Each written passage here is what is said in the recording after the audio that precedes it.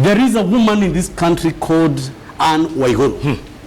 A woman who, at the beginning of this government, I thought actually cared about fulfilling the obligations of Jubilee. But she has now become the biggest liability in the camp of Uhuru Kenyatta. A lady who, under the accusations she has, would actually step aside to allow impartial investigations into her department, continues to hang on to the goodwill and the trust that people have on the president, to the detriment of the presidency and the Jubilee government. I would like to say this to Anne Waiguru, if you are watching me. Do the honorable thing and step aside. You are hurting the fight on corruption. But Tony, how is she hurting it? How is she hurting it? Because other cabinet ministers were forced to stand aside. But she said she stopped the stealing. Jeff, I am not here to say anything less than I must. I will give my view to you because the evidence shows 700 million shillings was lost by NYS under her watch.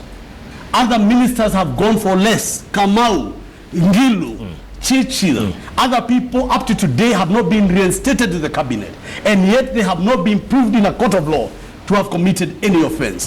What is this protection that Anne Waiguru wants Kenyans to think she enjoys from the president? In my view, coming from Kirinyaga as she does, she must know she has no votes to the pockets of Uhuru Kenyatta, because that's our Uhuru Kenyatta zone. Therefore, there is not even a political argument other than refusing to do the right thing. Why Waiguru should not stand aside, and if she is innocent, as investigations can show, then she can come back to her job and the country. But Tony, you must give it to Anne Waiguru. She's a very competent CS. Competent in losing 700 million? Competent? Is that what you call competent? But Tony, she said she stopped, she was a whistleblower. So what did Ngilu do? What did Ngilu do? Did she herself take the money? What did Kambi Gazungu do? The issue is that they are saying you must take political responsibility if you are in charge of any position in government. Why are you defending Ngilu so? I am not defending. I'm just asking. She stood aside. No, I am happy she stood aside, as Kamau did.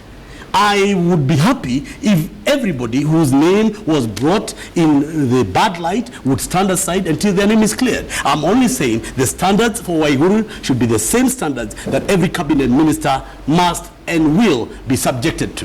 And I must say this, when people see people like Tony Gashoka on television, they say, oh, ni mtu ya Uhuru, huyu mtu analeta propaganda, nothing from the truth. Me, myself, I do not mind if you're Jubilee or you're caught. If you break the law, you face the music of the law. You call it like you see it. I call it as I see it.